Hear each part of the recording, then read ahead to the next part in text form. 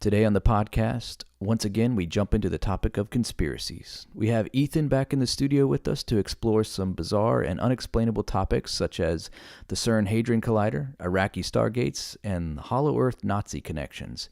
You get all this, plus Rosie has a nugget about Peter Pan and a Michael Jackson connection. It's going to be a great podcast. You don't want to miss it, so sit back, grab a cup of coffee, and enjoy. You're listening to the All Out War podcast.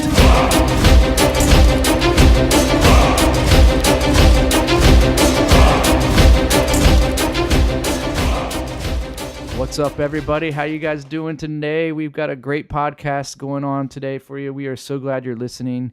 This is the All Out War podcast, and we are excited you're here. Got some good stuff today. Rosie, what's going on, brother? Hey, what's up, man? How you doing? Good. Hey, did you know that Michael Jackson was originally going to be Peter Pan? He was supposed to be cast as Peter Pan in Steven Spielberg's Hook. Is that real? Yeah, it's real. I did. He not was know originally going to be Peter Pan. Yeah, and you want to hear something even crazier that I bet you didn't know? They had a falling out, and Michael Jackson paid a witch doctor over $150,000 to cast a black magic spell curse on Steven Spielberg. Is that why that movie is rated so poorly on Rotten Tomatoes? And that was a great movie, but I don't know. His witchcraft backfired, and it did poor at the box office. Right? That movie is rated horribly, but it's a cult classic. It is horrible. It's a horrible movie. You don't like Hook? No, I never liked. I didn't like anything Peter Pan. I haven't liked Peter Pan since I was a little kid. Even when my older sister would try and read it to me. Is it because the premise is really creepy? Did you know that the author of that is probably a pedophile? Probably. The original, I can't remember his name, but there's a lot of Neverland of nothing but like prepubescent children who stay that age forever. Exactly. Yeah, there's a lot weird. of creepy stuff if you look into the author of it. I can't remember his name off the top of my head, but just saying. Doesn't surprise me. All of these, all fairy tales have really weird beginnings. Yeah. Have you ever read the original Little Mermaid? No. In the Disney Little Mermaid, she loses her voice. Yeah. So if I remember correctly, in the original Little Mermaid, to get legs, she cuts out her tongue and gives it to Ursula, the witch queen or whatever. Yeah. It's weird. Oh. It's really weird. That was a German one, isn't it? I think. Yeah, it's not right. It's not the Grimm brothers, but it was a German. Yeah, it's German. Yeah. Well, there you go. It's German. It's German. So, hey, I'm Turner. You met Rosie, and you probably recognize that voice. That's Ethan. He's in studio with us today. Hey. What's up, man? How are you? Doing really well. Yeah. Doing good. Cody is not with us again today. He's got it's the sick kids. It's like having kids, but he'll be back with us soon. And we have another great episode today, guys. I'm really excited. Our most listened episode that we've ever done in a podcast was the conspiracy episode. And so we're gonna try and capitalize on that. No reason to be dishonest about that, right? No, well, it hit a nerve. I think there's some real interest in it, and the timing of when that last podcast came out. And if you haven't heard our conspiracy episode, just go to iTunes, SoundCloud, Stitcher, wherever you listen to us, however you subscribe, YouTube. It's all around there on just All Out War. But you can listen to that podcast, and we talk about some pretty cool things. Yeah. And we didn't get into the meat of other things that we really want to talk about. We just wanted to lay the groundwork of why you should care, because we talked about. I think the last one was all about things that were absolutely proven true. Yeah. So it was like conspiracy facts more than it was. And so now theories. we're gonna go crazy. Yeah. So this would be like the part 2 after the after show or whatever. Show.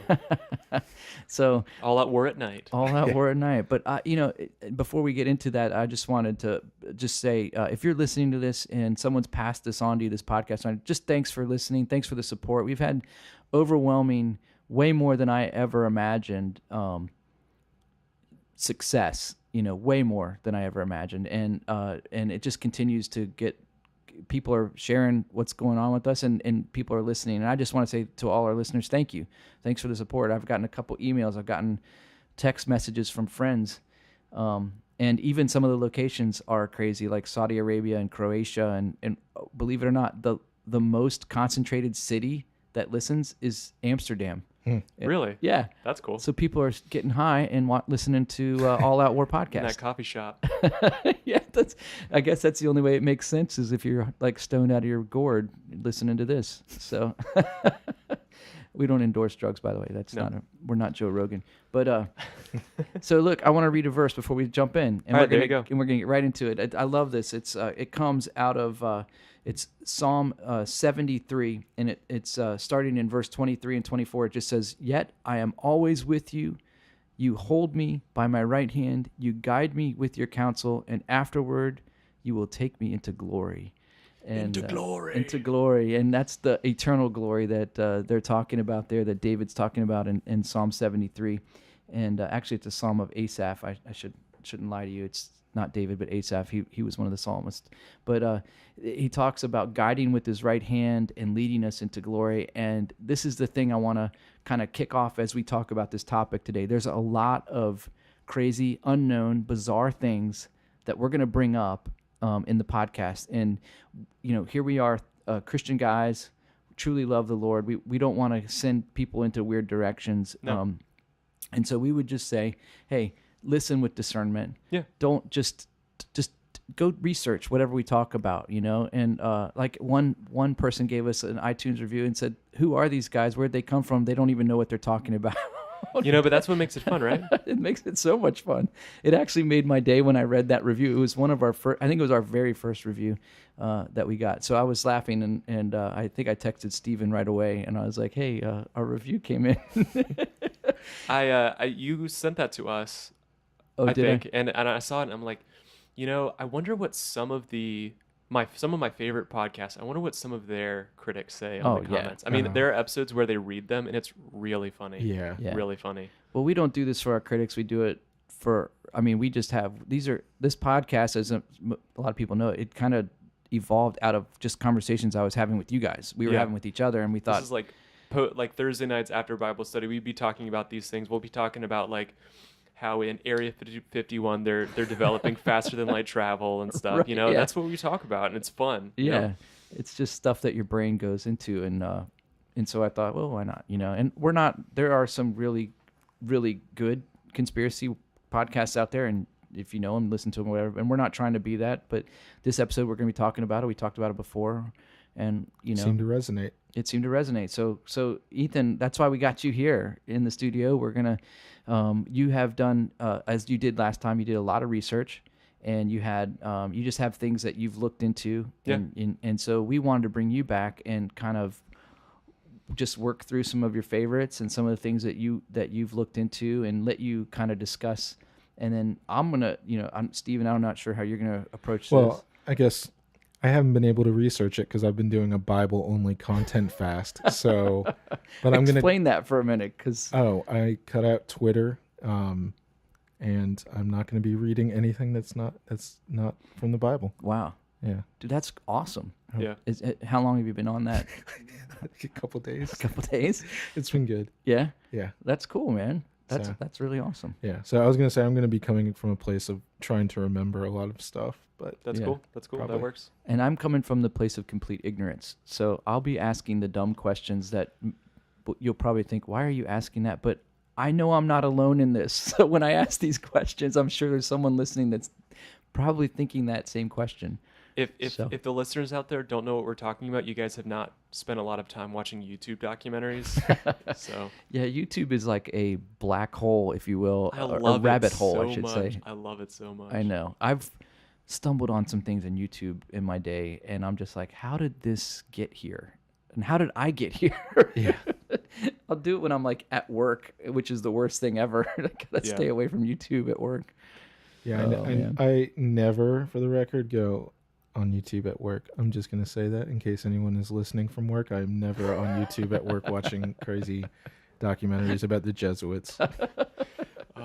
That's an interesting I believe you. subject. Yeah. I listened to I forgot what I think it was the higher side chat. They had an episode on the Jesuits, and it's crazy. Yeah. Crazy. Yeah, if there's truth to that, it's pretty insane. Yeah. Yeah, I Like, believe that. One of the cool things about conspiracy theories that I like is the ramifications of some of these things being true will just shatter some people's reality, Yeah. Right. If it's true. if it's true. Yeah, I know. That's the crazy thing about it. I mean, our first topic, if what this is true, this could mean like the death of the earth. the whole You know, that's Is there anything more serious than a black hole opening up in Switzerland and swallowing the Earth over a span of 5 years? You know, that's terrifying to think about. It is terrifying. Well, what is your first one? Let's jump in. Let's go. All right. So, the first one that I wanted to talk about is Cern. Cern. Okay. Cern. Yeah. It's not the name of a weird Swedish blender or anything like that. So, for all of you guys who don't know, Cern is the European Organization for Nuclear Research.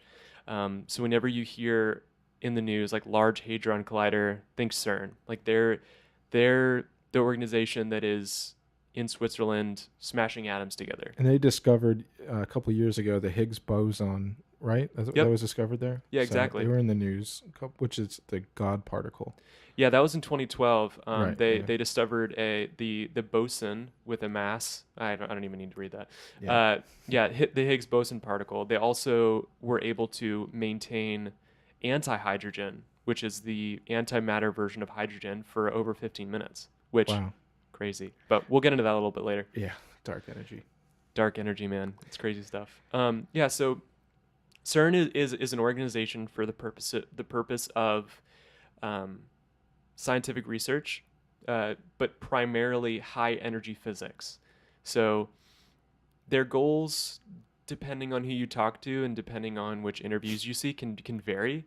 But a lot of what I found in my research was they're trying to figure out. There's kind of two things. One, they're trying to figure out what on a particle level caused the Big Bang to happen, and some of the things I've been finding is they're actively trying to open up a black hole. Wow. Like a miniature black hole. So the basics of it is scientifically it's a giant circle that spans, what is it, like 20 miles or something like that? Yeah, it's huge. And they just throw single atoms at each other. So they send atoms going opposite directions up to speed. They get them spinning, they introduce, and then they ram them. Yep.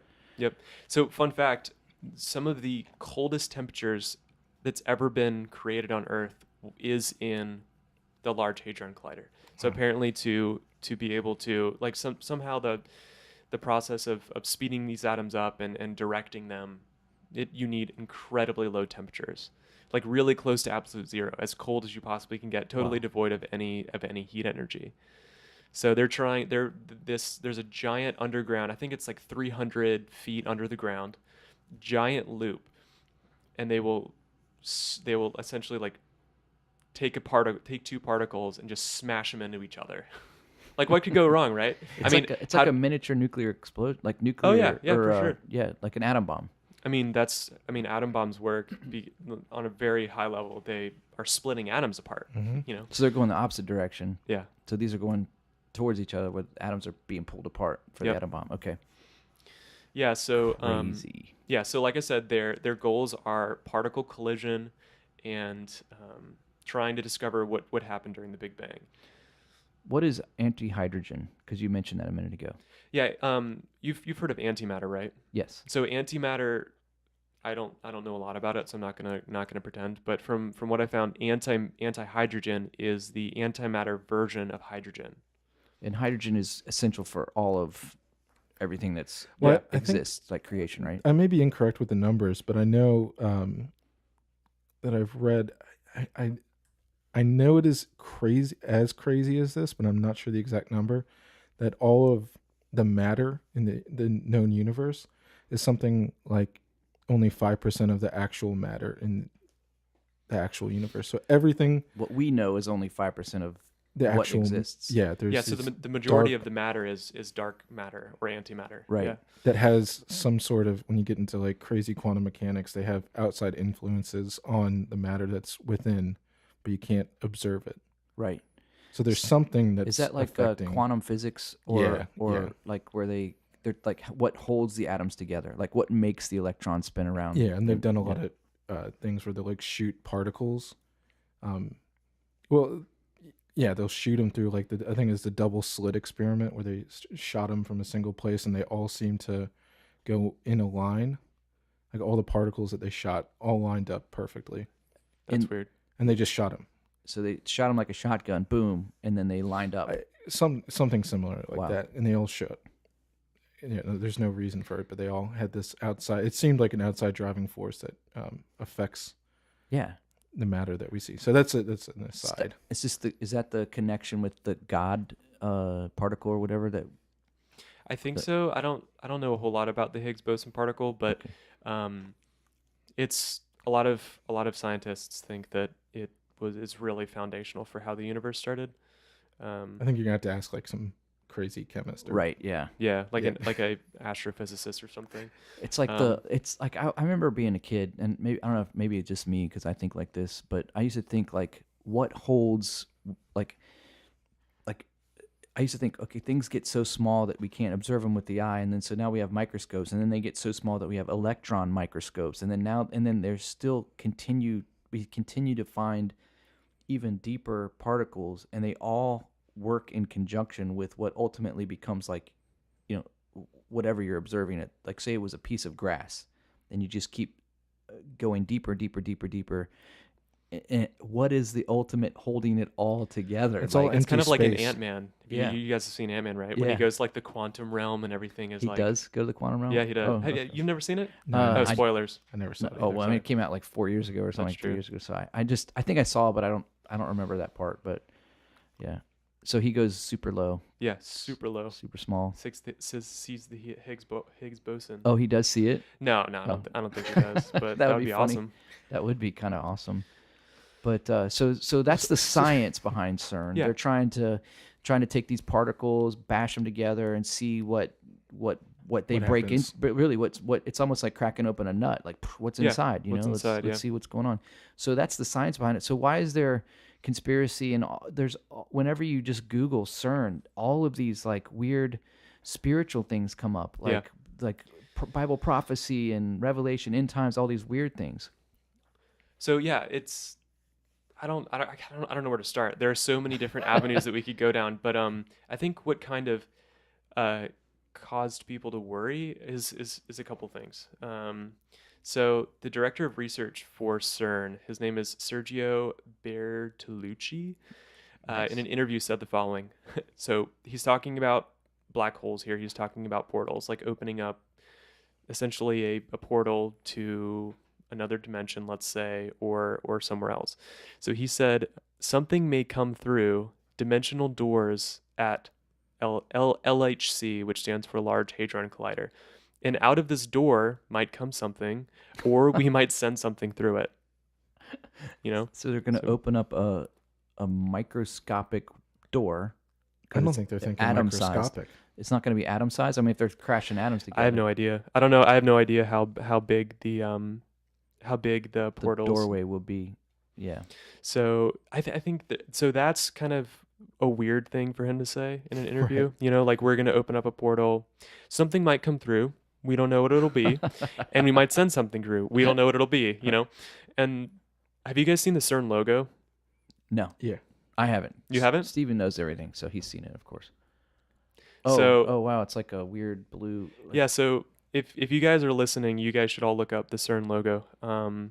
And to a lot of the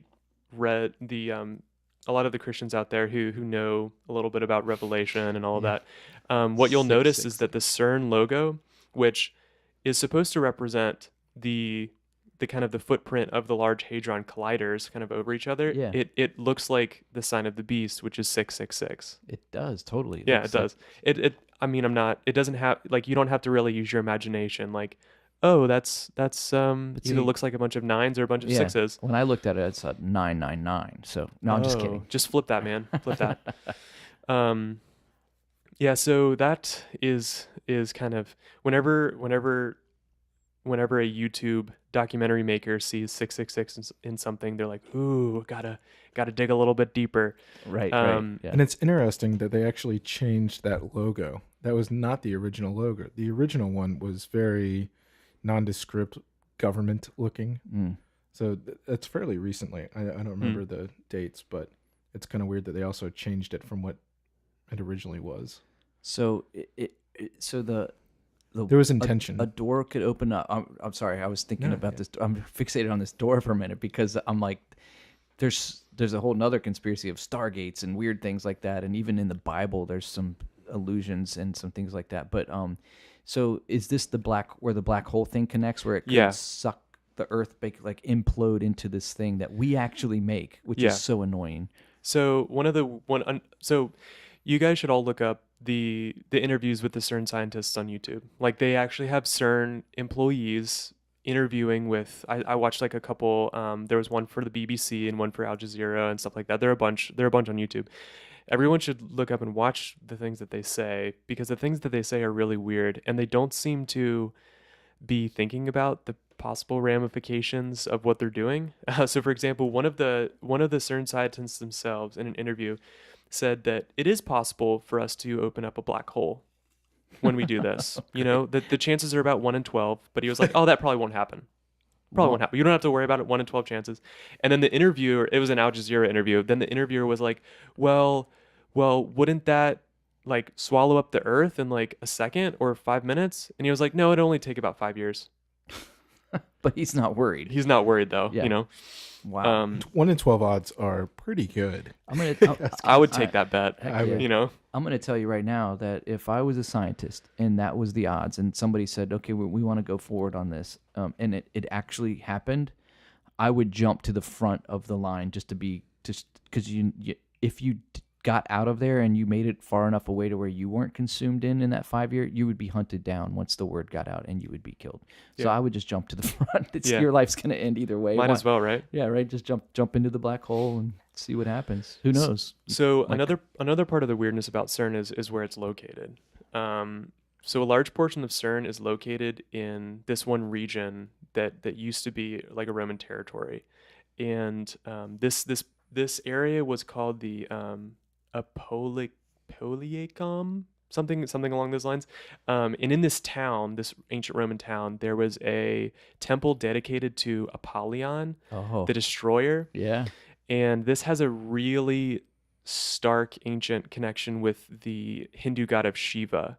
Oh, wow. And have you guys read any about Shiva? Mm-hmm. You have, yeah, Stephen? Yeah. So for those who don't know, Shiva is the Hindu goddess of destruction and creation, and she's called the destroyer. And if you look up a picture of her or an image, she has like 6 arms, and they're all like bloody, and she's got like knives and stuff. It is not very weird goddess that you would want to pray to. It's kind of famous though, isn't it? Like, it is very famous. Oh, yeah.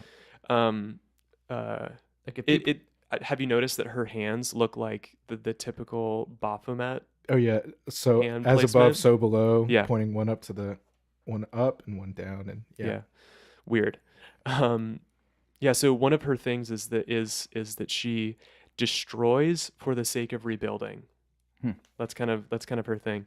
And there's actually a Shiva statue in CERN's main center. There's like a bronze, I think it might be bronze, like a bronze Shiva statue just sitting out there. Right out in the open. Right out in the open, yeah. It's like it's the only international science organization with a like a deity graven image just sitting out in the front lawn. You know, it's kind of weird. That's so weird. Yeah, very weird. And they do that simply because of the location, because of Apollyon, the god. I don't know. Like, that's where it kind of starts to get weird. You know, some people think like, oh, CERN is run by like the New World Order. CERN is run by like people who are demon worshippers or devil worshippers or Satanists or Baphomet worshippers or what have you. But one of the weird connections between this Apollyon the Destroyer is actually in Scripture. So if we look at Revelation 9, 1 through 11, it goes as follows. I'm not going to read the whole thing, just the first bit and the last bit. And the 5th angel blew his trumpet, and I saw a star fallen from heaven to earth, and he was given the key to the shaft of the bottomless pit. He opened the shaft of the bottomless pit. And then if we scroll down a little bit, they have so I'm gonna skip a little bit here, but essentially there's this bottomless pit that was open, and these demons come out of it. Then from the smoke came locusts on the earth, and they were given power like the power of scorpions on the earth. And then a little bit further down, they have tails and stings like scorpions, and their power to hurt people for 5 months is in their tails. They have as king over them the angel of the bottomless pit. His name in Hebrew is Abaddon, and in Greek he is called Apollyon. Wow. So this Greek, like the temple that is in the right near Cern is the temple to the God that's talked about in Romans 9. Or I'm sorry, not Romans 9, Revelation 9. Yeah. Weird, right? Yeah. No. Well, not only that, but Jesus mentions the abyss that he's talking about that opens up, this pit. Jesus, when he casts demons in the Gospels out of a man, they say, "Oh, are you here to send us to the abyss?" Yeah. And he said, "Be quiet," and he'd send them into pigs, and then the pigs jumped off a cliff and killed themselves, right? You know, so it's not like it's some isolated little thing here mentioned. It's actually it's in the end times of, according to Bible prophecy with Revelation, the end times of our world. It's going to have a big role. Yeah. And so we're possibly playing with the doorway to this crazy who knows, right? pit, right? Yeah. Who No knows? wonder the people get freaked out a little bit.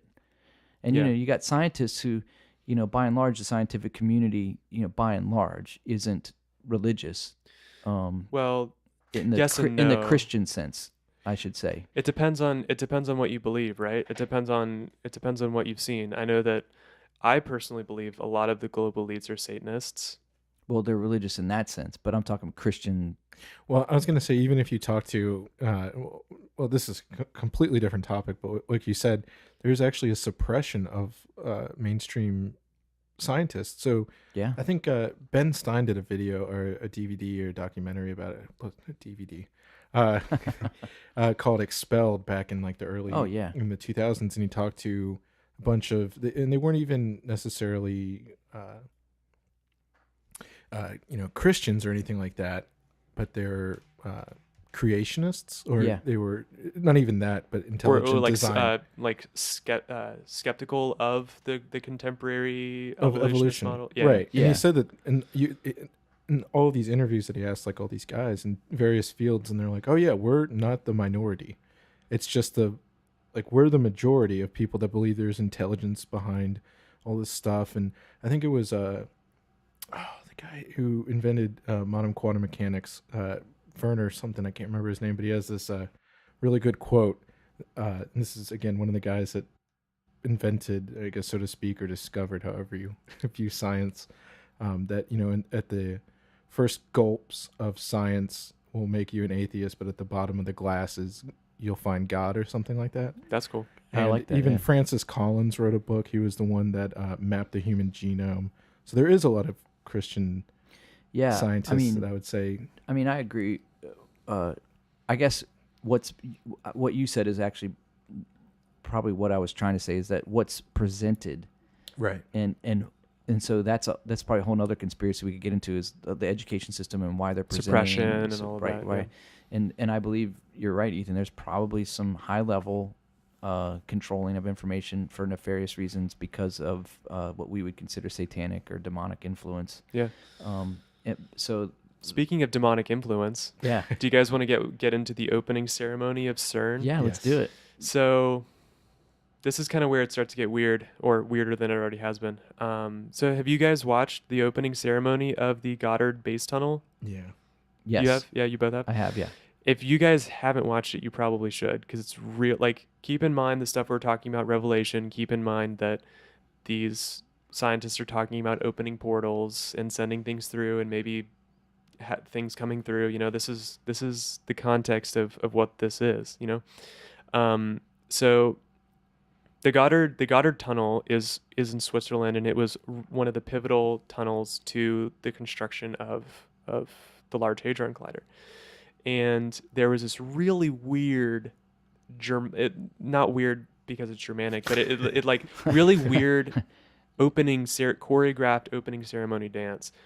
Like you don't even have to dig. Baphomet is in this choreographed dance. Like a guy dressed up as a goat having worshipers and having followers and calling up demons dressed in these costumes that are like made out of straw, which according to what a lot of what I was finding, like having like they represented like woodland spirits or like earth spirits in a way. Yeah. Very pagan. Yeah, very pagan. Yeah, exactly. And Baphomet is, in many occultic circles, is Satan. He represents Satan. Lucifer, Satan. Yeah. So the ceremony is very weird. Throughout the whole ceremony, one of the central themes is that there are workers working on the tunnel. Like it's kind of it while the ceremony's going on, there's somebody. Well, yeah, part of the dance is there's a group of workers, and there's a group of workers that are captured and held hostage and then sent into the tunnel, and it's very weird. Like it seems like sacrificial in a way, you know. And then too, there if you have you guys ever researched like occult symbology or anything like that? Like scarab symbology is very occultic, and specifically like eye symbology, which eyeball, it's like the eye of providence. You know, like if you look on a dollar bill, there's the pyramid with the all-seeing eye. Yeah. Is that the third eye? They call it too sometimes. The third eye. You never heard of that? The third eye Kundalini stuff. The third eye blind. Something different. The third eye blind. The band from the 90s. That's some new age stuff with the third. I'm not sure. I'm just kidding. That's the chakras, right? I have no idea. Third eye. It helps you see into the spirit world. That's basically what. Yeah, it's the Kundalini stuff that I can't remember it's the crown. For meditation and I think it's also representative of the pineal gland. There's a lot of that, which is linked to DMT production, which is a whole nother thing. But very far out there. Wow, Steve just dropped a bomb right there. Pineal gland. Once you start talking about the pineal gland, it gets crazy. Yeah. So this ceremony is very weird. Like if you haven't watched a lot of YouTube documentaries and you're kind of new to this, watch a couple minutes of it and just don't even start looking at the commentary. It's just like, what are they trying to communicate here? You know, what are they trying to communicate? What do these things mean? And then you can start looking into the symbology, like the Baphomet symbology and the eyeball symbology and the pit symbology. Yeah. Like at one point, all of these workers are like marched into like a swirling like pit, essentially. Of it's very weird. So and that happened. When did that happen? Before it opened? That was the ceremony to open the tunnel. Oh wow. Yeah. So it was already dug and like that's the kind of the completing thing. Yeah. So it's important to keep in mind when you're looking at all this weird stuff, like maybe that this is a scientific thing that is supposed to be completely. Yeah. Right. We're just looking at completely like non-religious, secular. You know, like we're all about secular enlightenment. We're all about the scientific process. So this is like if you imagine the Hubble telescope. We're like, we made this big glass thing that we can look at the stars, and now we're going to have a bunch of dancing devils when we open it up, and people being killed and thrown in, you know, like, why would you do there's no reason for that. Yeah, there isn't. Just open it up, cut a ribbon, and say, like, hey, we're going to do some cool stuff. Yeah. And don't talk about it. So it's very weird. Yeah, there's some roots, and there's some real purposely connecting to some of these spiritual aspects that, you know, and a lot of people, like honestly, a lot of people that aren't spiritual in nature and mind, they're gonna just discount that and just be as weird and not even, or they'll say, oh, it's just ode to because the location is in a place that was traditionally known as Apollyon and you know where the temple for that goddess or god in Roman times was, and then Shiva is a nod to that, which was connected to that in some way, and because of the same god, basically. And then they would say, oh, it's just a nod to tradition and to history, and it doesn't have any meaning.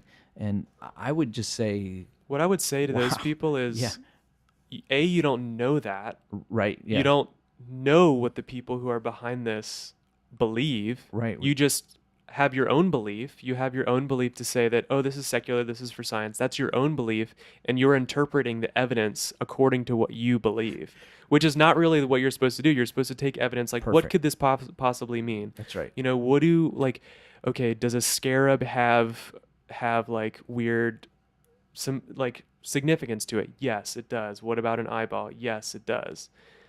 Go ahead. Oh, I was going to say it's almost like you would have to discount what they're actually telling you Yeah. and say, well, this is so because this is not hidden.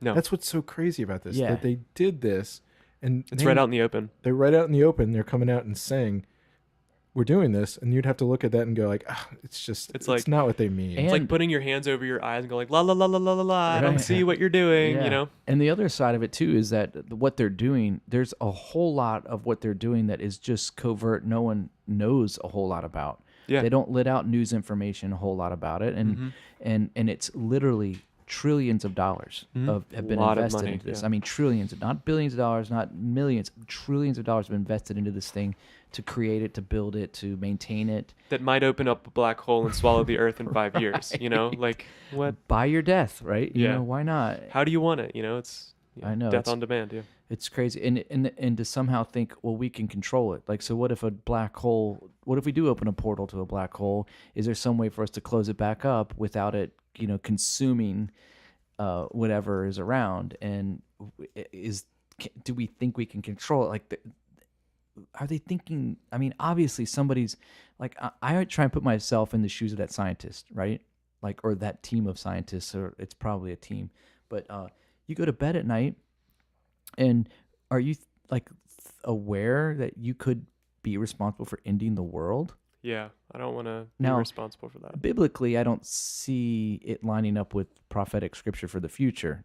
And so for me, I don't see that as the logical end of the world unless that's the method that God chooses to use to bring about all the things Yeah. that are going to happen. Unless the pit in Revelation was opened up by Cern and these demons come out of the Right. the portal that's opened up by Cern. You know. Yeah. So it's more likely that I would believe that more than I would a black hole, personally. Yeah. Yeah. I would believe a pit of demonic activity and Yeah, and if you really go Gosh. deep into the documentaries, like there are people who are trying to say that there are really weird things that are happening at CERN as far as demonic presence and yeah. beings and stuff like that. So if you guys want to go deep into that, feel free, but I try not to get too deep into that. But what you Well- were saying about scientists reminds me of a quote from Jurassic Park. So Ian Malcolm, that Jeff Goldblum's character in Jurassic Park, one of the things he said was, your scientists were so preoccupied with whether or not they could, they didn't stop to think whether or not if they should. Yeah. Yeah. So I think humans by nature are very haughty, and they want to control And inquisitive. We want to know. and inquisitive. I We're mean, very curious by nature. What was the tree? The tree of knowledge Of good and evil. Good and evil. We Yeah. wanted to know some. So we couldn't even keep away from that tree. Yeah, and it totally changed reality forever, But there needs to be discernment for these things because people are playing with. It's like giving a 3-year-old nuclear launch codes. Just like you just have fun, Billy. Right. Here you go. Here's the button. Don't press it. Probably shouldn't. Don't but push the red button. there's nothing preventing you from doing it if you. Yeah, there's only a 1 in 12 chance that the nuclear bomb's going to go off anyway. So Yeah, only you'll 1 in be 12. all right. Yeah, 5 years. Man, so CERN has some crazy stuff there going on, and when you stack it all up, the location, the meaning of the location, the CERN, what they're going to do, and the possibilities that could happen once it does happen, once they get those colliders to work the right way, the fact that it could open some kind of doorway, the fact that it could have that, and also the whole idea of the possibility of some pit being open and how that lines up with biblical prophecy for the future. Man, when you put it all together, it's not a far reach to think this is a crazy thing that's happening here. And so that's kind of insane. When you were talking about quantum physics for a couple minutes ago, Stephen, it made me think of, I heard a guy talking about the possibilities that they're discovering in quantum physics, which is down at that level where CERN is like trying to pull apart or make atoms break apart and see what's holding them together and all that. He was talking about how the rules of physics that we see traditionally don't apply at quantum levels. Yeah. Oh, absolutely And not. so like metaphysics and all of that. And he was talking about how that could actually explain how Jesus could, for instance, this guy was a believer and he was a scientist, and he says, in my mind, this can explain how Jesus could walk on water. because the laws of physics wouldn't apply. But at a metaphysical level, a quantum physics level, those rules don't apply. And if he can control those because he's God, then I mean, for us, in my mind, I'm like, yeah, he's God. He can walk on water. Big deal, I mean, right? God is God, and he can change the laws of physics if he wants to. If he wants to temporarily change the surface tension of water to hold a 180-pound man or so, Right. Yeah. he can do that. Or change the chemical. I mean, even just turning water to wine at a chemical level, there's not that much difference. Right. Yeah. I mean that's something that he could, if he's changing matter. I mean, Right. at a very fundamental level. I guess what was cool about it though is he was like, this is how you could multiply bread, like something out of nothing, because they were observing molecules appear and disappear, like well, there's even the whole thing that this idea of quantum mechanics. They have this idea of superposition. I was just thinking of this when you were talking about so basically it is one atom in a they can prove that there is only one atom, and it will instantly appear in two places at once. It is only one atom. So I'm thinking, like a stretch, if you're multiplying, like take a fish, right, and you're just pulling, it's from the same fish, but if he's able to multiply atoms, and it's funny because it's coming from the same thing. They actually call that miracle multiplication. Oh, really? Yeah, it's the multiplication of loaves, fish and loaves. It's not. He didn't make new stuff, right? Yeah, he just replicated it. He just pulled off the old, right? Control C, Control V, just a bunch of times, That's right. But no, I mean, so there is. I mean, look, Jesus entered our realm. He became a man. He fully man, fully God. So he was working within a construct that he had designed, time and space. Yeah, right. Yeah, and so to be able to manipulate it for his own purposes that way is incredible. I mean, yeah. You're talking about that, and what I remember is one of the coolest miracles in the Bible, I think, is turning the staff into a snake. Yeah, Moses, when he was in the courts of Pharaoh. And I was talking with a couple of the guys in our kind of Bible study circle, and one of the weird things was the Pharaoh's sorcerers could do the same thing, like through their dark arts, they could turn a stick into a live snake, like an inanimate object into a live snake, right? Through their dark arts. Yeah, crazy. Like there are real powers out there, real evil powers. That's a creation of life that shouldn't be taken. Just even to animated at some level, right? Yeah, yeah, not. Right, I know what you're saying. Yeah. The pneuma wasn't in it, maybe, but I will say this though, that this is the thing too, is they did several of the miracles that Jesus. I think the Nile to blood, the staff, and there was one other, but I don't remember what it was. But then it stopped at one point, and God just kept going with the miracles. Yeah, with just kept on hammering it. Yeah, and like all of the miracles all of the 10 plagues were closely tied to the gods of Egypt, which is cool. Like the gnats, there was like a fly god in Egypt, and there was a frog god. Yeah. So it's kind of as if like God was just like hitting Egypt. Every plague was every one using of their own god, quote unquote gods. He's like, oh, you serve that god? You want more of them? All right, here, I'll give you more than you can handle. Yeah, and like Moses' snake eats the sorcerer's snake and stuff. Yeah. So there's some genuine power in that stuff, but it's not authentic in the sense that it's borrowed.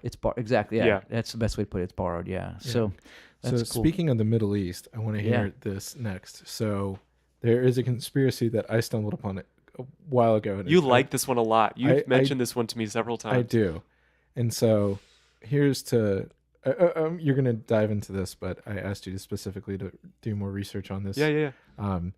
So the Persian Gulf War, the invasion of Iraq originally, Gulf War #1, there's a conspiracy out there that the reason we invaded was because Bush Sr. knew that Saddam Hussein had a Stargate. Oh, wow. And Stargate.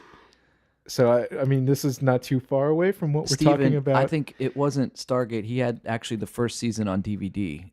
Stargate SG-1. Yeah. Well, that's what, yeah.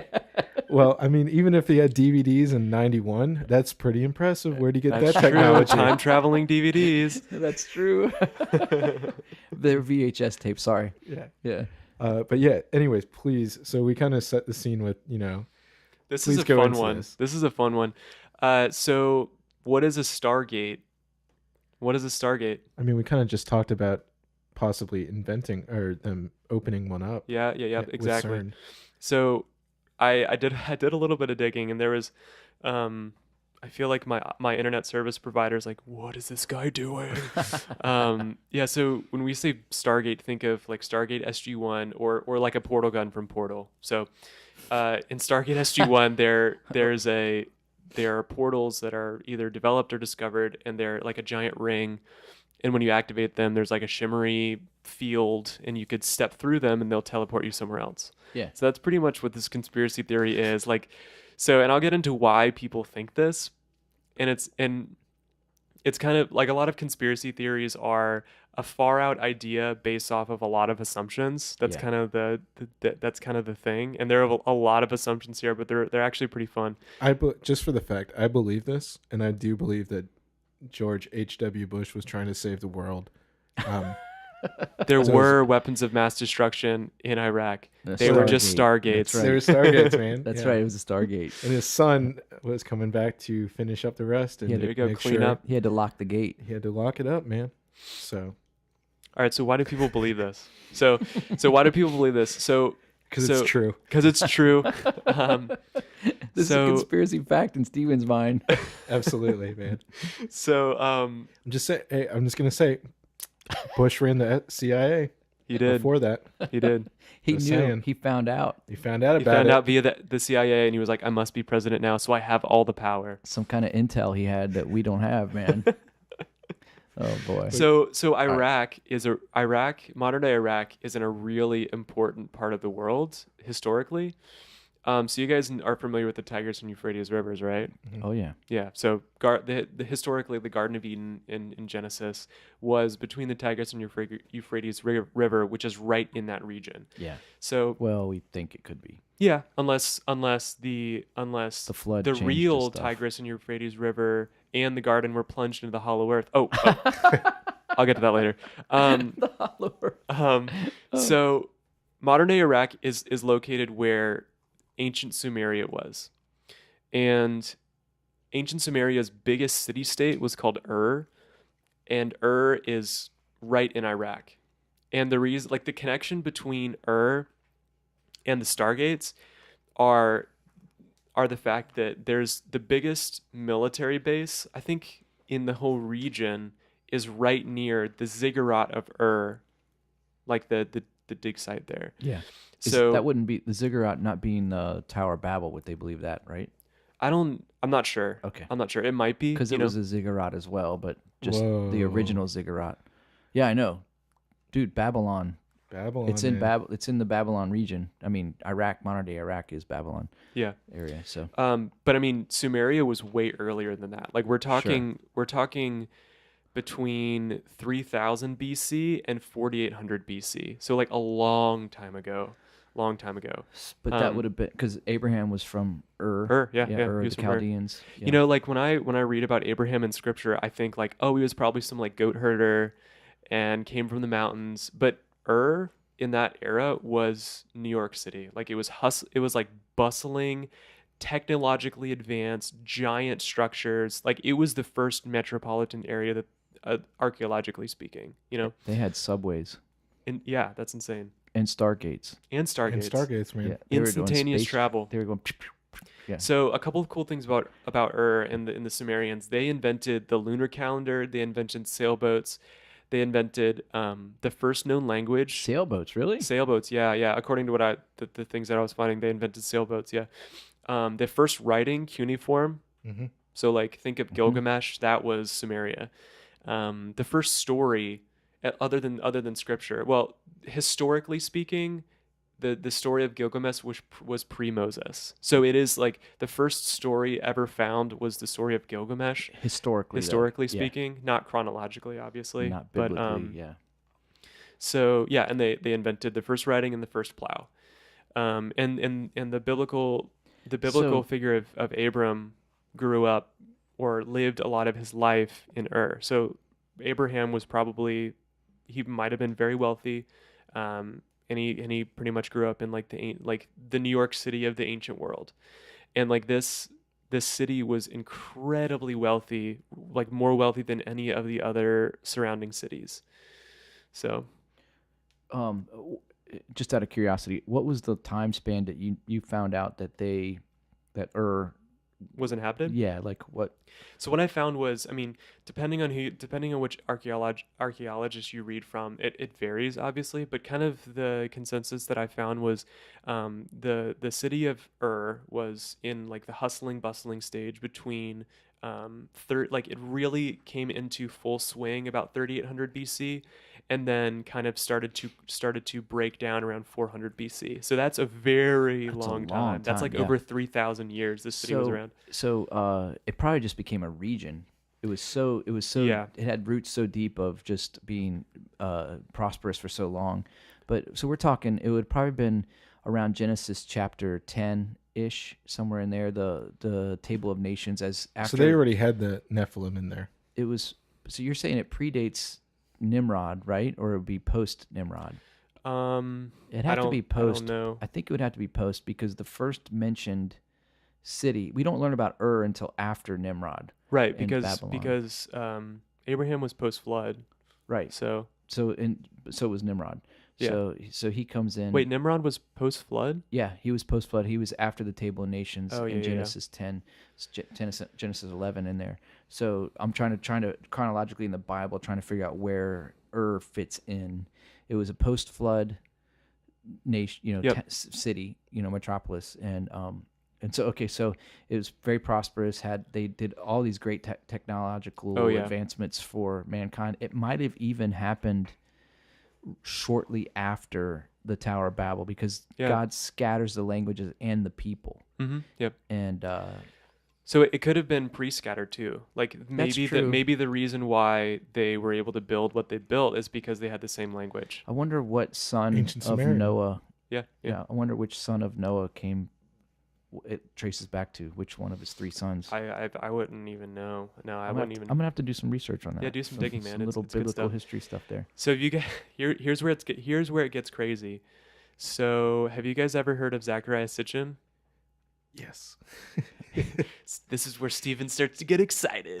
Have you ever heard of Zachariah Sitchin? I have not. All right, I'm gonna hit you with some stuff right here. Okay. So Zachariah Sitchin is I don't even know how to describe this guy. He's like David Icke.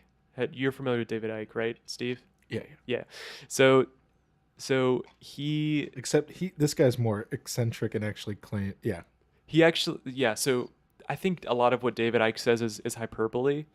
I don't know if he believes everything that he says. I think he does. He really does. Yeah. So, to put it in perspective, Turner, to give you a little bit of backstory, David Icke is the guy who claims that the world elites are lizards from another dimension. The Alpha That- Draconia star Alpha- system. Yeah, the Alpha Draconis star system. Yeah, that's when you see like, oh, Hillary Clinton's a lizard. Right. That's kind of When you see his those camp. incredibly doctored YouTube clips of where Of they her pause face it, morpher is changing. Yeah. Her cloaking. it's not at all any type Justin of Bieber, man. He is. Yeah, when their eyes like roll. Yeah. Yeah. When you see their lizard eyes. Right. Yeah. Because they can't hold they can't hold their shapeshift form. Yeah. whatever form. Yeah. Right. Totally believe that. Totally believe that Mhm. 100%. That there's lizard So- People. people. Yeah. So Zachariah Sitchin is kind of he has a very large cult following. He writes a lot of books. So if you guys want to pick up any of his books, check them out. Like they're really far out. And I'm about to kind of explain high level what his understanding of, or lack thereof, of Sumerian text, of Sumerian writings. yeah. So you guys have heard of the Anunnaki, right? Nibiru. You Right. guys have heard of this? Yeah. A little bit. Yeah. For the benefit of our listeners, though. No, you haven't heard of it. They haven't. Yeah. Gotcha. The Anunnaki are pretty prominent in scripture, though, right? Or through not Enoch, really. the book of Enoch. Is that where they? Well, yeah, that's mention- not. Yeah, know. I'm pretty sure they are mentioned in the book of Enoch once or twice. They're mentioned in association with the Watchers. Right.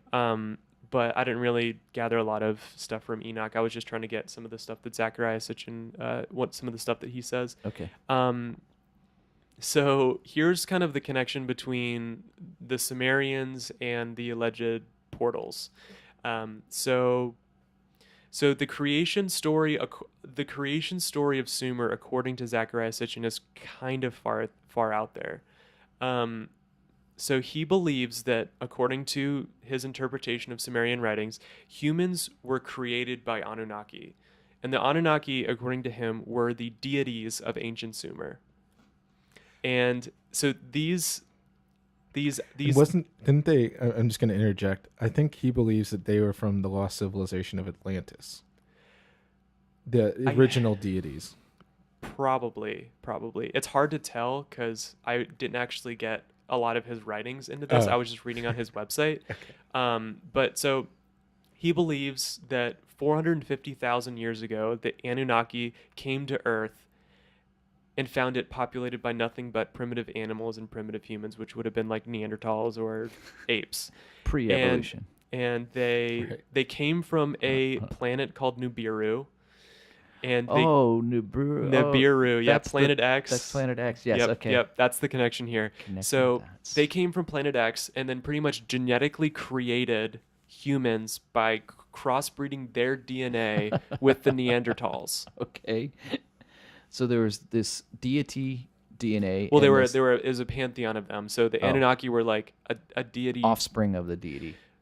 No, they were like think Greek pantheon. So there was a multitude of Anunnaki that came to council of gods, if you will. A council of gods, not quite. Not quite. So what's his interpretation of the Sumerian text is very lackluster. It's not directly tied, but there are some really weird things in Sumerian archaeology that are of note. So one of the reasons why he thinks that the Anunnaki came from a different reality or a different planet was there is some weird iconography of these Anunnaki deities coming through like what look like portals out of rivers, out of water, and like one of them is standing inside of a ring, like think a Stargate, like a ring, pressing buttons on the side. So it's kind of like in these old spaceships. Spaceships with wings and stuff. And that kind of is a whole nother realm of conspiracy theories, like ancient flying machines. Ancient aliens, yeah, exactly. This is like ancient alien stuff right here. So he believes that the Anunnaki came from Nibiru via portals, and the Anunnaki created humans by crossbreeding their DNA. I do want to interject real quick. Absolutely do it. There is a Terrence McKenna who is I can't remember the term, a psychonaut or whatever. But basically, which is interesting to this theory, just to throw this in there, that basically we did have this huge jump in I think it was the prefrontal cortex, the thinking part of the brain from these apes. So there's like basically, if you believe in evolution, which is this, whatever, I'm just going to say it. So if you have, in the view of evolution, you have all these monkeys, and all of a sudden... You just said, I'm going to say it, and you said monkeys like 17 times. Yeah. I'm just going, the years, you monkey. Oh. And then all of a sudden you have intelligent beings that can like, so this would be essentially in that view when the Anunnaki came down and turned these... They're just like, DNA, God DNA, boom, up in here.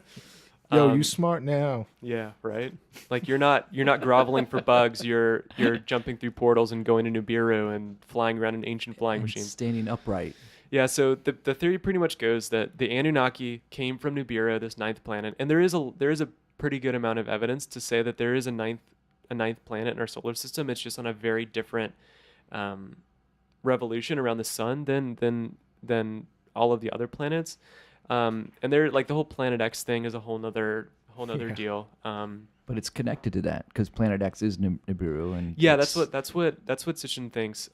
So Nibiru, on a really high level, according to legend, only comes close to Earth's orbit every 3,600 years, and it's like 4 or 5 times bigger than Earth. So it's very large. And there's also a lot of... How have we not seen it? Like, Well, this is what's so ridiculous. 3,600 years. 3,600 years.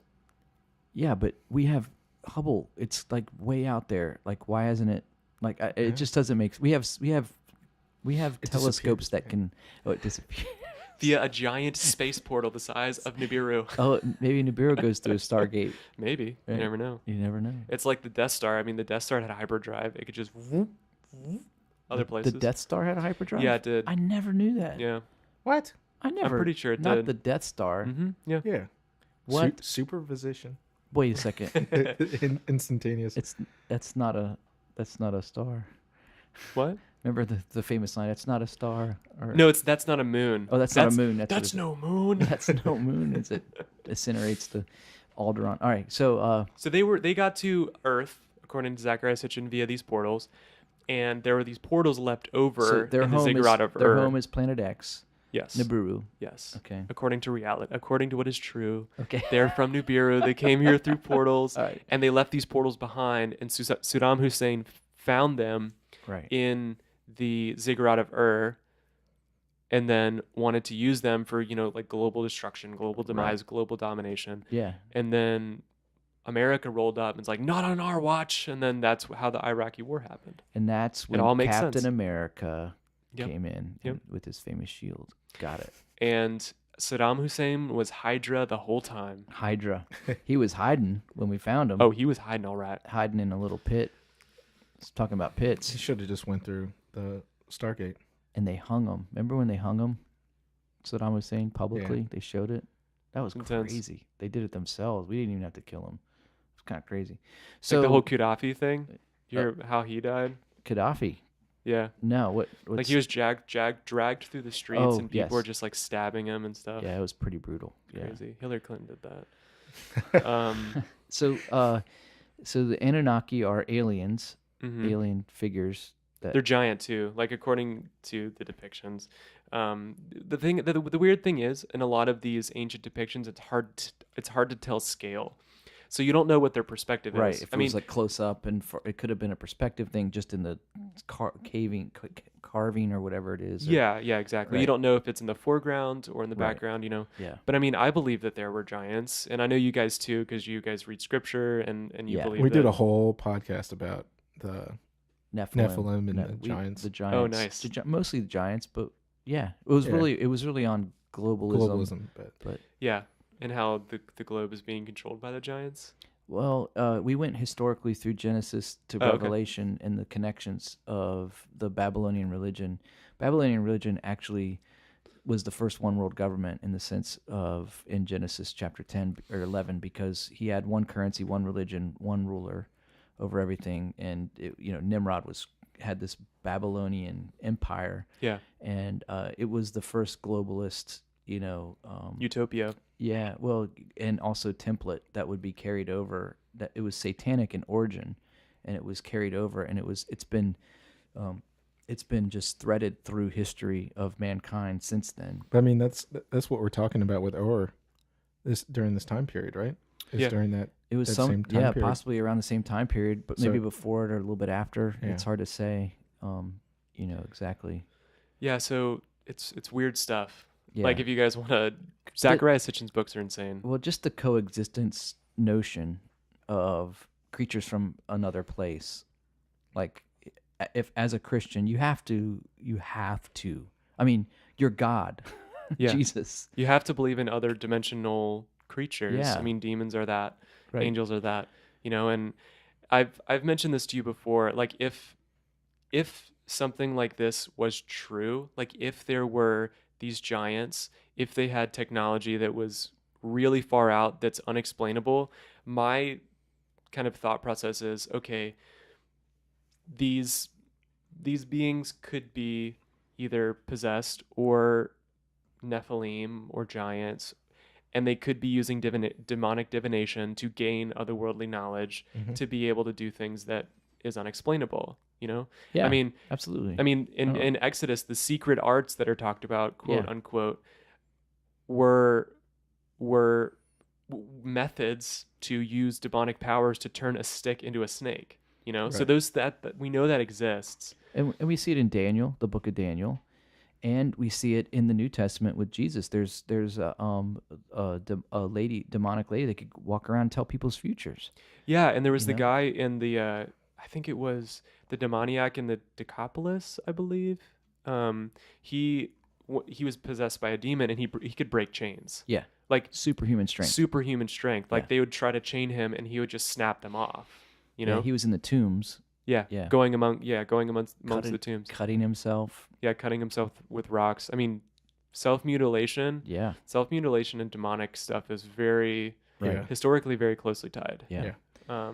So we believe in these extra dimensional creatures or people or things. We should preface it by saying we don't necessarily believe Zacharias Sitchin with the Anunnaki. Yeah, I don't believe Zechariah's perception of it, because it departs from biblical narrative. Yeah, it does. And Definitely. we and as a Christian, we just have to be careful with that, because the thing that's so unique about the biblical narrative is that it proves itself again and again and again. Yeah.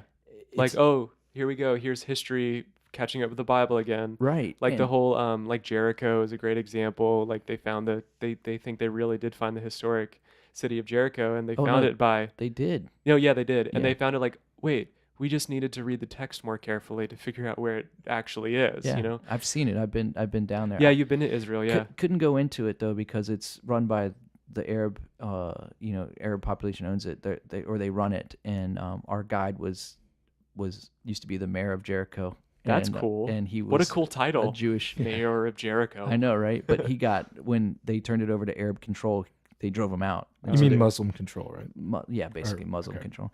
They have 4 quarters in Israel. Basically, it's you got Christian, Catholic, Jewish, and Arab, and they call it Arab instead of Palestinian or Muslim. Because Palestine doesn't exist. Right? Yeah. Yeah. But so anyways, that's a whole nother issue. That's a whole nother podcast. Well, the cool thing about Jericho that I've heard is that the ruins, you can see that the walls actually fell outward. Yeah, it's from the inside out. From the inside out, Yeah. yeah, which obviously gives credence to the historic accounting of the walls of Jericho falling down. And along the wall, there was one residence that was left standing. Right. And that was Rahab's house. Yeah. inhabitants. She hung the scarlet cord, and she let the spies out through. The other thing too that's really unique about the Jericho, we won't get. That's a whole other podcast we talk about. But the walls of Jericho, the way they fell, if they would have fallen inward and like collapsed into the city, they never would have been able to go in and attack, because the base of the rubble would have been what they came up to first, and it was hillsides around it. But the way it fell outward gave them a ramp for entry. it gave them a ramp. Totally. It allowed them to scale up in. And also, there was I think I did a word study on the word Jericho. If I'm not mistaken, the word Jericho actually means pride. Oh, that's cool. And pride is something that comes from within, right? Your fall, pride comes before the fall, right? That's the famous scripture, but it's from within a person. All types of pride. Yeah, and they were locked up, sealed up, prideful, right? Yeah. They were like, Resistant. no one can beat us. Anyway, so that's departed. So I do want to say one thing that I would. I remember in reading. I've never read Sitchin directly. Mm-hmm. I've read a lot of stuff about him, or I've read a lot. Secondary type thing. Right, and one of those reasons is because, if I'm not mistaken, I believe that he was either kind of the Mormon route. The story behind how he got this information is he's either channeling. He claims that he's channeling divination for the books themselves. So these books that he is writing are actually I might be talking out my butt, but I'm almost positive. I'm 98% sure that this secret knowledge that he's been revealing in like 30 books has actually been through a connection with it's either like a soul, like I think that's where from Atlantis, these Atlantean beings, the Anunnaki, and so that he claims that he's actually in communication with one of the souls of one of these things. So there's a lot of stuff to probably not read his work directly. It's opening up bad stuff. Yeah. You got to just be completely discerning. You can't. You can't go too far down the rabbit hole. I mean, I've done some really deep YouTube conspiracy theory rabbit holes and stuff, and sometimes it's just not good. Like sometimes I like watching a video about how ancient civilizations had this crazy cutting technology that allowed them to be like 1/1000th or 1/1,000,000th of a accuracy on their stones, like that type of thing. But sometimes it's just not good. So Yeah. So to kind of, you're talking about a hole going into it. Let's talk about the last one, the hollow earth. Hollow Earth. This one's my favorite. Of all of the conspiracy theories, this is the one that I most want to be true. And I'm not saying I believe it necessarily. Well, on some level I do because I'm a Christian. We'll kind of talk about that later. Cool. Yeah. I'm interested to hear the connection. All right. So have you guys heard of the Hollow Earth theory before? Yes. You have? It's fairly new though. was Like gonna in the say- last probably 3 years, I've just started hearing about it. Well, I was going to say, correct me if I'm wrong, and I'm not sure if you're going to talk about this, but this is kind of the basis from Dante's Inferno. Doesn't he talk about the different? Yes. Okay, Yeah, so Dante. it's I'm not not going actually to talk that about old Dante's Inferno necessarily, of but a a lot of mythologies have stories about going into the earth.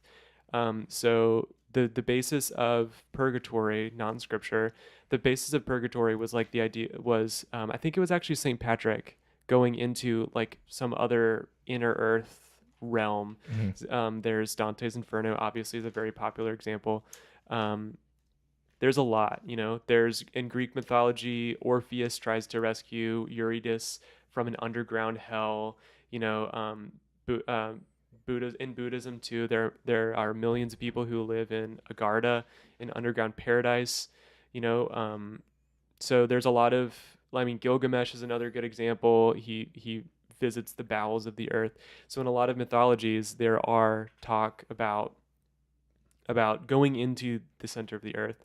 And as far as like the modern consciousness is concerned, this really started like late 1800s. You guys have probably heard of like Edgar Rice Burroughs, right? And Jules Verne, like those really popular science fiction writers. Yeah. I'm pretty sure they both wrote books on the Hollow Earth. Well, obviously, Journey to the Center of the Earth, Jules Verne. Mm-hmm. Yeah, exactly. And he wrote a whole series on it. Like Pellucidar is like a whole nother series that he wrote.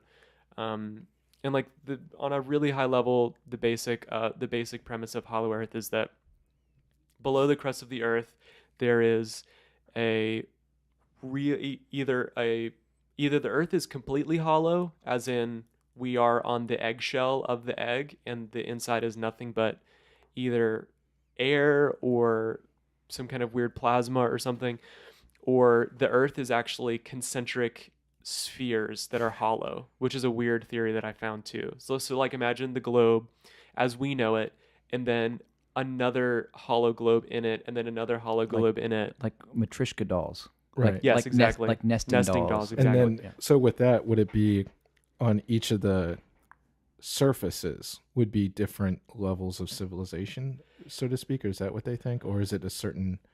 Wow, that would be weird. Yeah, so there's multiple You couldn't do space flight.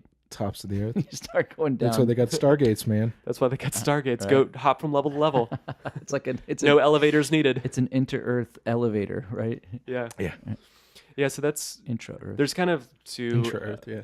intra-earth travel. Some of the really early hollow earthers, they believed that the people on the inner earth were actually on the inside of the hollow earth, as in like if you think about where we are, we're standing on the earth, they're standing the opposite way. Opposite Yeah, side. so like our feet are kind of close to each other. Like in how a way. Australians... like China. Yeah. yeah, Australians stand. Can you on- dig We all down to know that Australia? Australia doesn't exist. Well, that's even. true, exactly. Yeah. Wait, what? That's a whole That's other a whole thing. nother conspiracy. And then- theory. This week we've lost two nations, Finland and Australia. Yeah, Finland doesn't exist either. Nope, does not. Uh-oh. It's just Eastern Sweden. It's Eastern Sweden. yeah. I mean, yeah, we can go into this another time, but yeah, Yeah. Nokia is actually a Japanese company. Just going to go ahead and say that. Also, I mean, that's a joke, but the Finnish language, quote unquote, because it doesn't exist, and the Japanese language have very similar base languages. There's actually a very weird connection. That's weird. So look into that. Finland doesn't exist. So the Google that. Japanese popped down through the hollow earth and then popped up in Finland and started Finland. Is that what happened? Through one of the hot springs. One of the hot springs. Got Yeah. it. They just took a trip down a volcano or something, which is like in Jules Verne's novel Journey to the Center of the Earth, which I recommend you guys read. It's a really fun read. The original movie is really good too. Yeah. So essentially, what in the book they find a passage down like a volcano, like a dormant volcano, and they go into the earth like really really deep down. And they see all different kinds of like weird animals and plants and giant mushrooms and stuff like that. Oh, So you just piqued Steven's interest. Giant mushrooms. Oh yeah. giant fungi. There's a fungus among us. Yeah. So let's talk about the Hollow Earth. Let's go into this. Like Yeah. where. So why do people actually believe it now? yeah, and why? What's the connection with Antarctica? Because Good question. That's always mentioned Yeah. in connection to Antarctica. It is, yeah. So we'll get to that. Okay. So here, I mean, the connections right off the bat. So both of the modern accounts of going into the Hollow Earth are Admiral Richard E. Byrd and Carl Unger. I'm going to primarily focus on Richard E. Byrd. So Richard E. Byrd was born on August 28th, 1888. And he received the Medal of Honor for flying over the North Pole. So not Carl Unger, but Richard E. Byrd was a famous pilot, and he was the first man to fly over both the North Pole and the South Pole. Yeah. Which I think he was doing it in the 20s or 30s. Mm-hmm. And depending on who you believe, he definitely went on one expedition of each. And then some people believe, if people believe the conspiracy theory, they believe that he also went in the 40s, like the mid 40s during like right at the beginning of World War II, which we'll get to later. That's the fun stuff. Yeah. So yeah, he was the first man to fly over the North and South Pole by air. So his first trip was kind of like normal, like what you would expect, a lot of ice. And then like later he released a journal or like a memoir. And in his journal or memoir, that's kind of where it gets really out there. So he gives his account, his like hour by hour report of his trip. So he's flying through. This is the South Pole specifically. So think Antarctica. So his expedition with his planes, they land on the continent of Antarctica, and he takes off. I think probably takes off over the ice, or takes off from the ice. So he probably has an ice plane, and the first thing he sees that's kind of odd is, so he's flying along and he starts to see purple and reddish colorations in the ice, which is kind of peculiar. That's not really normal. And he sees a mountain range in the distance. And this mountain range is, according to his report, this mountain range is not covered in snow, like it's just a mountain, which is kind of peculiar. So he continues to fly towards this mountain, flies over the mountain, and kind of comes into this valley. And this valley is a lush paradise in the middle of Antarctica. So he sees like a river running through this area, like foliage. He just, in this report, he describes forest of green grass, like forests of really tall green grass, weird moss growing everywhere. And he also talked about how the light was different. Like he couldn't see the sun any longer, and it was just the air around him just kind of glowed. What was he taking? I don't know, man. What drug was he on? I don't know. Maybe he was high on the oxygen, because if you breathe continuous oxygen for a long time, you can start feeling really weird. Yeah. So yeah, he starts seeing really weird things. He also sees a live woolly mammoth. That would be awesome. That would be awesome. By the way, side note, they are trying to actually clone one. Yeah, they have DNA they pulled out of a frozen one that they found in Russia. And they were able to pull out DNA out of some bone marrow that had been frozen or something, and so they're actually going to try and merge it with an existing elephant to carry it. That's really cool. I also read something about, there's an extinct bear. This is totally off topic, but really kind of cool, that they found all of the black bears. It's either the American black bear or the brown bear actually carry part of the genetic code from this extinct bear. Oh, sweet. So it's kind of like the genetic first of the bear line. But it's a 19-foot tall bear right now. Well, basically, and what they were saying is that this prehistoric, or this bear that used to exist that went extinct, had to have crossbred. Oh, And so, but anyways, do it's something bears else. do bears not do that? Is that Normally, no.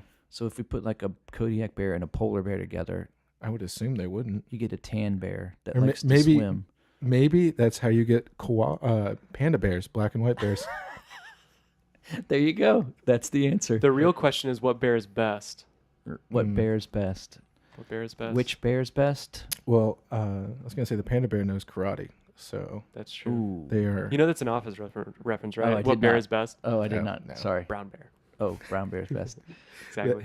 All right. So So let's go back to Hollow Earth Antarctica connection. Yeah. So Richard he E. Byrd. sees he saw a mammoth. That's Yeah, what he saw a mammoth, sorry. and he's continuing to fly. And one of the things he was writing about was he sees like ambient light, which is kind of a common thing when you talk about theories of Hollow Earth or stories of Hollow Earth, because in the Hollow Earth, I mean, think about it. If you're in a shell and there's a dome, we're not talking flat Earth here. We're talking Hollow Earth.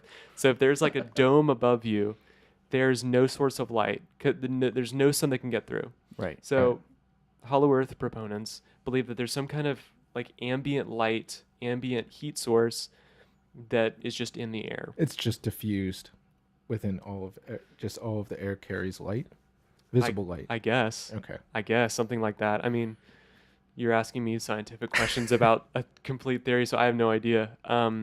So here's where it starts to get crazy, and here's where I kind of lost interest in like what he was saying. So he continues to fly, and he talks about how it's 70 to 74 degrees Fahrenheit in the middle of Antarctica, and in the distance he sees a rainbow city laid out in front of him. Cool.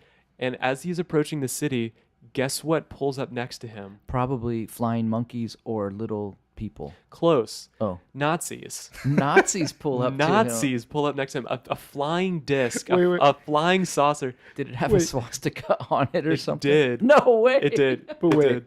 wait, when was this flight? This was in the 40s. Okay, so he had his this first flight, which yeah. was in the 20s, and then he had, according to the theorists, he had a secret second flight in the 40s. So Okay, right, I mean, right. the times add up, which isn't. I'm not saying that's evidence. So he's flying along, sees this rainbow city, and then what pulls up? What do you see here pulling up next to you? Like you're on the highway and you see someone pull up a flying saucer with swastikas on it. And suddenly he loses control of his airplane. He's in some kind of tractor beam, and he's pulled down to the earth. And a bunch of Nazis come and like confront him. But how did they let him go? Why didn't they kill him? You're asking questions I don't He have the answer pinky to. promised. How That. did promised. Didn't Bird go missing on his expedition? He died. No, he didn't die on his expedition. No, he came back and was like doing interviews and stuff. And how old was he when all this happened? Do you know? I think he was. That's a Well, good it was question. the 40s. He was born in '88, so some in his 50s. Yeah, right? he was like 40s, 50s, probably. Yeah. At least in the 40s. So Like it's- a lot of people say that his second flight in the 40s never happened, but some people say it did. So one of the interesting things about him, which is true, like this part is true, Richard E. Byrd was part of Operation High Jump in Operation Icebox, I think it was. So one of the cool things that a lot of people don't know is that the U.S. government has built under ice bases in the Arctic. Yeah, like military we know bases. that. We know that. Yeah, that's that's been proven true. Like Camp Century, you guys can look it up. You can research it. Yeah. There was a under ice base in, I think it was actually Greenland. That was legit. Like we know that's the case. And you guys can research Operation High Jump and then Operation Icebox. I think it was Icebox. It's pretty much the U.S. government had this idea in case of apocalypse. Like in the case of an apocalypse, we would need like a food store. Right. So their idea was to create some kind of deep freezer. to store like To seed store. and Yeah, exactly. to get it going again. Mm-hmm. Well, don't they actually have one of those? They have like. I Well, think they have a it's- seed vault. Right. They have a seed vault, which is a little bit different. We're talking like actual food, Okay. like canned food and stuff. Burgers, Burgers, yeah. Mm. Five Guys. deep frozen. Chick-fil-A. That's what I want. That's what I care about. When I they still break think out the there's gonna be Chick-fil-A, there's- everything goes good. That's true. There's going to be Chick-fil-A in heaven. I'm just saying. Probably I wouldn't be all surprised. those good chickens giving their lives. It is for God's chicken. God's chicken. It is. So there's So what does this have to do with the Hollow Earth? Yeah, so according to him, he went into the Hollow Earth. according to Bird. According to his memoirs, which cannot be necessarily traced back to him, but are attributed to being written by him. You know, and in all of these Hollow Earth theories, the entrance to the Hollow Earth is in the poles. Right. Like which is kind of coincidental because, okay, if there was a Hollow Earth, where would the entrance have to be? It would have to be in the most remote part of the whole world, which Right. is in the Arctic. Or the center of Ashburn, Virginia, which is like the Twilight Zone. It's true. I get lost there every time I It's go just suburb, suburb, suburb, Yeah, suburb, you just- suburb. there. It's just a house. You walk in and then you just go down a staircase, and then next thing you know, you're in Hollow Earth. You're in the Hollow Earth and you're getting like taken in by Nazis and Yeah. flying saucer with It's tractor like beams. it's like Men in Black, like how they would do weird, right in plain sight. Just keep it right where everybody sees it. So, all right. So you have this Hollow Earth, and you have Nazi connection, and you have crazy mammals and crazy light refractions and things like that going on, and paradise-like city. Yeah, utopias. And then America has military bases in Antarctica and in Greenland, which is actually full of ice. And then recently, there's been a whole lot of interest. Well, I don't think there's confirmed in Antarctica. military military bases. bases. Oh no, not in. There are theories about it. Like, yeah, so the Nazis had a lot. Like, this is true. Like, it is true that the Nazis had a very strong interest in the occult. oh, of Like, course. they yeah. wanted to get as much leg up on the world as possible. Like, Yeah. like divination, High-end, sacrifice. high generals. I can't remember, but were very, very into the occult. Very much so. A lot of them were on drugs too. Like I listened to a podcast about all of the amphetamines that Hitler was on, and it's insane. Wow. It's insane, yeah. So all of the Nazis were really into the occult. They wanted to get as much power as they possibly could. And I have heard that Hitler specifically had a lot of interest in Antarctica. Yeah, I read about something where they actually did make a trek down there. They did, and I even have the guy's name. So the guy's name was Carl Unger. He was a submarine. He was a U-boat captain, and he did go to, like, you can see the documents yourself. Like, he did go to Antarctica, and a lot of people think, well, the thing is, it's easy to fake a document and put it online and say, like, look, this is evidence, you know. So there are documents that seem to show, like, he went via submarine to, like, some kind of underwater cave system. I think is what it was. Yeah. But that's easy to fake, you know. But Hitler did have a lot of interest in Antarctica, and there's like conspiracy theory talk going on right now that have you guys heard of, like, all the activity around Antarctica recently? Well, that's what I was going to bring up. Is Oh, that yeah.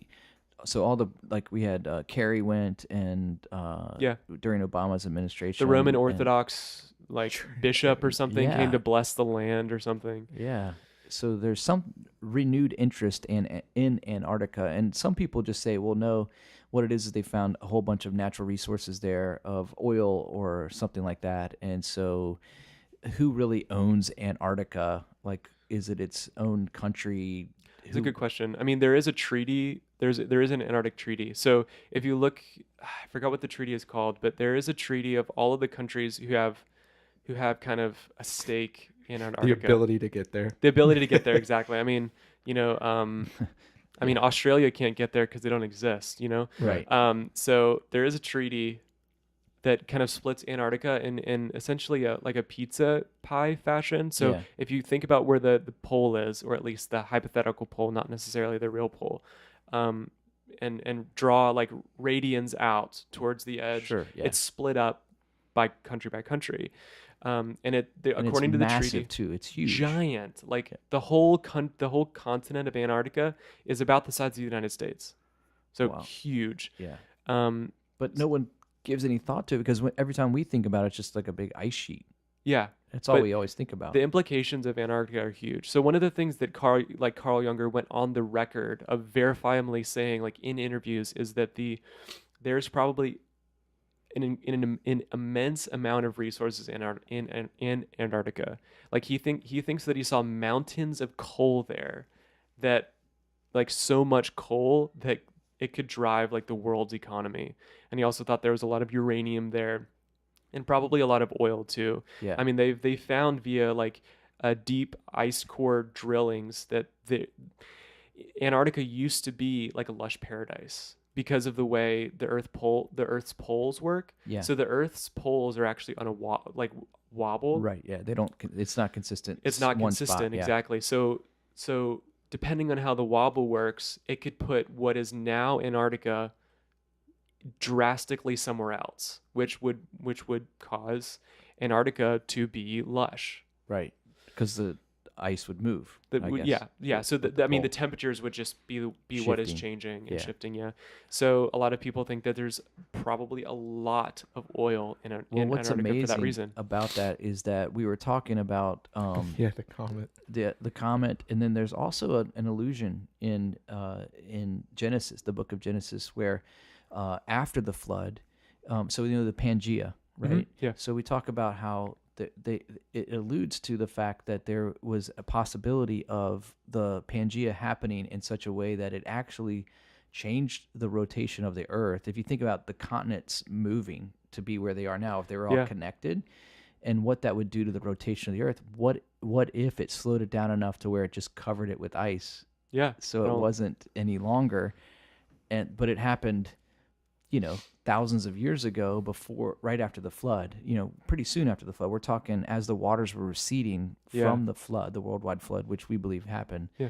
The Pangea occurs, and what that does ultimately is it takes the three sons of Noah, which were sent to different areas, and then as the Pangea happens, they were carried by the way that those moved. When Pangea split, they were on different continents. So which one of Noah's sons had the claim to Antarctica? Which one of them settled there? I don't know. That's a good one. We'll have to dig and find the Rainbow Noah City. himself. Right. Noah himself. He already had the boat. He could just go there. Just take the yacht. He did. He wanted nothing to do with that boat after he got off of that thing. Yeah. Man. He's like, I've been on it too long. So it's a massive country or landmass, and it has potential of great resources. So there's a lot of new interest in it, and it's just crazy to me how we have so much great technology. Why can't we throw a satellite into orbit around that area and look at it better and stuff? Well, we could, but because the global elites don't want us to figure out that there's a hollow Earth. Oh, they're hiding the doorway. One of the weird things about Antarctica, which kind of lends credence to two things. I don't think it really lends credence to there being a hollow Earth, but it lends credence that there's something there, something weird there, is that you can pull up Google Earth and look at the satellite images of Antarctica, right? And some of it is like shaded out, right? Yeah, no, I've seen that before. That's why I was wondering. It's kind of like around like if you try to go on Google Earth and try to look at the White House or some of the known military bases, it's just shaded out or just totally unavailable. So and Google knows then. Google knows, yeah. They know something's up.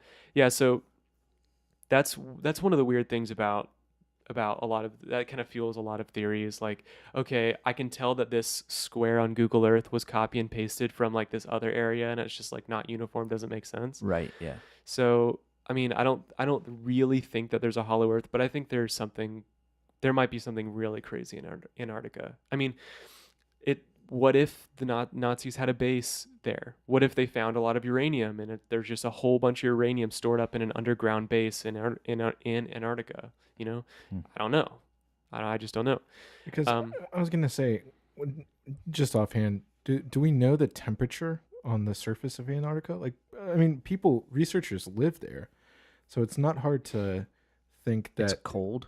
Well, if it is cold, but I mean, it's not. Well, some of it's not cold. I was going to say it's not too cold to think that people could have lived like there. it's not as cold as parts of Siberia. I mean, some of it's like negative 100 the Fahrenheit. Arctic. Oh, okay. No, so it's very, very, very cold. So I mean, the thing is, negative how much? Negative 100. Oh, okay. That's what some of what Carl Junger, or not Carl Junger, but Bird was saying. Yeah, he was saying like negative 100 or something. But so not all of, I think it's possible for there to be like not probably like a lush area, but a snowless area. A lot I've heard legitimate sources say that there's a snowless area of Antarctica Yeah. that's kept a certain temperature via like volcanic vents and stuff like that. Like that's plausible. Yeah. You know, like it's plausible for there to be volcanoes there. And we know there are. Like we know that there are volcanoes in Antarctica because of one of the true things that a lot of people don't know is that there are giant freshwater lakes under the ice in Antarctica. I mean, giant, like sixth biggest lake in the whole world, like that big. Wow. That's cool. Yeah, it's pretty awesome. And it's probably super fresh. Yeah, super clean. fresh. Yeah, We should be bottling it and sending it to Africa, that's true. helping people. That's true. So the biggest of these like subglacial lakes is called Lake Vostok, and it is 4,000 meters under the ice. 4,000 meters. Yeah, How do they even get the reading on that? core drillings. Core drillings. Yeah. Okay. And this lake is 4,800 square miles. That's huge. Yeah, it's giant. And the average depth of this lake is 1,400 feet. Like the average depth of the water, and it's fresh water, and a lot of it, they found biological life there too, which is cool. Wait, so this, all right, I'm just thinking about this for a second. So there's a lake under the top layer of ice. Yep. But there is ice underneath the lake. Well, there is actually a landmass in Antarctica. No, like there is a underneath. landmass. But you said that there is a lake that's underneath the surface of Antarctica. Mhm. So it's this river and then more ice. So it's contained within the landmass of Antarctica. Is that what No, you're saying? it's not. Underneath the lake, it's not ice. It's ground. Like it's the actual continent of Antarctica. Oh, Yeah, wow. there's actually a landmass in Antarctica. Antarctica. there's It's not. there's like solid ground underneath all the ice and Right. all that. Okay. Yeah. Okay. But you're saying it's I did the math. It's like 13,000 feet down Yep. below the ice. So Yeah. that's like 4.6 miles or something like that. Yeah, crazy. That's insane. Yeah, and they have found life there. They have found life in this lake, like biological life. Oh, really? micro Stuff's living. yeah. I wonder if stuff's there's living any. there. What if there was some fish in that thing, man? I have no idea. I How have no idea. I mean, so we know that there are volcanic vents. I'm pretty sure we know that there are volcanic vents like Yeah. warming this area. Yeah. Otherwise, it wouldn't be able to exist. Right. You know. So Well, there are. we also know that underground, as you get a certain depth, it's a constant temperature of 53 degrees or 58 degrees. I forget what it is. I don't. Yeah, that sounds right. Yeah. I don't exactly remember. So it could be that 58 degree temperature is just radiating up to that surface area, Yeah, exactly. keeping it. And if it's the lake and it's in the surface area, because it's down into the actual, Mhm. it's not hidden. It's not like held in the ice, like the lake top and bottom. It's not in like the an ice pocket. It's Right. ground underneath the actual continent. So it has a floor. Mhm. The lake has a floor, and we know it's super deep. Yeah, like average 1,400 feet deep. Gosh, that's crazy. Crazy, yeah. So what if there's a cavern next to this volcanically warmed lake and the Nazis created something there, you know? Right. Who knows? Like it's the theories are crazy. Like what is it going to be like when we I'll tell you what it is. drill a hole big enough to put like a man like a submarine capable of holding a man or a woman in this lake? Right. What is it going to be like in there? What if there's like a giant tell you what's whale gonna or a happen. megalodon or something No, like I'll that? tell you what happens. The ice is like a giant stopper, and that was where the flood waters came from. We're going to open up that. Talk about opening up a door. That's going to flood So the earth water's again. going to come from the middle of the. So that's what. It's like a bathtub, opposite of a bathtub. It's like Like an pulling a opposite- cork. It's So like all a the cork. all the water's on the inside of the earth. Is that what you're Well, saying? we know that. There's water giant came- aquifers in the earth. Yeah, Right. well, we know Giant. that the scriptures talk about how it not everyone thinks it knows when it flooded the earth it was just rain, but it came from under and above. Right. In Yeah. fact, before it rained, all of the water came from under and dew, a lot of dew. Yeah, it talks about how in Eden there was like the ground, like Springs. Springs. Yeah. Yeah, the water was welling up out of the ground and stuff. So that's what I think Antarctica is now. We're talking about this giant lake. I think it's just a big cork holding back the floodwaters. I don't want to risk it. You know? I know, right? There is something creepy about like going into these places, like looking for a Stargate, looking for what's going on in the hollow Earth. You know, if it is hollow, who knows? But I want it to be true. You do. I really know. do. I can tell. I can hear it in your voice. I want there to be like a paradise vacation spot in Antarctica where I can go land on a 74-degree, always constant year-round temperature where the sun just is there. You just get tired, you sleep, and it's always sunny and rainbowy, and we'll just cleanse the Nazi side of it out. We'll get rid of them, right? Yeah, just get rid of them. Yeah. Send them to Argentina. Yeah. Did you hear about that? I did hear about that. That's crazy. There's a facility of Nazis in Argentina in a compound. There's also a pedophile cult down there. It was run by a Nazi. Yeah. That doesn't surprise me. Sin is sin. Apparently greedy for every type of impurity. Yeah, Pinochet, for all I don't want to say for all the good things, but that the right always gives him, the helicopter rides and all that stuff. Protecting the pedophile Nazis is not a good move, and I think all the people who look up to him on the quote unquote right probably should dig deeper, right? Yeah, dig deeper. I mean, it's like the farther you go right, the more authoritarian you get. It's kind of weird. Yeah, if you go either side, left or right on the they both end up on the left. They do. They circle back around. They circle all around the bottom. They jump through a portal. That's what Cern is. It's just a big loop of. That's true. Right now, but wow, man, this has been cool. We've been going for an hour and 40 minutes. This is I feel it. By far our longest ever recorded podcast. So, cool. I've enjoyed it. I like talking about this stuff. Yeah. I like going far out there. Like I'm a really curious person, and I like asking questions, and I like trying to understand things. I'm an avid reader. I like science fiction, and I really want the Hollow Earth to be true. Going into the Hollow Earth would be awesome, or having mammoths.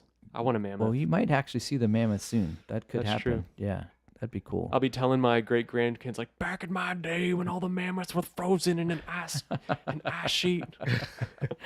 Yeah. Oh, that's awesome. Well, dude, it's been an awesome episode. Thanks, man. It's been cool.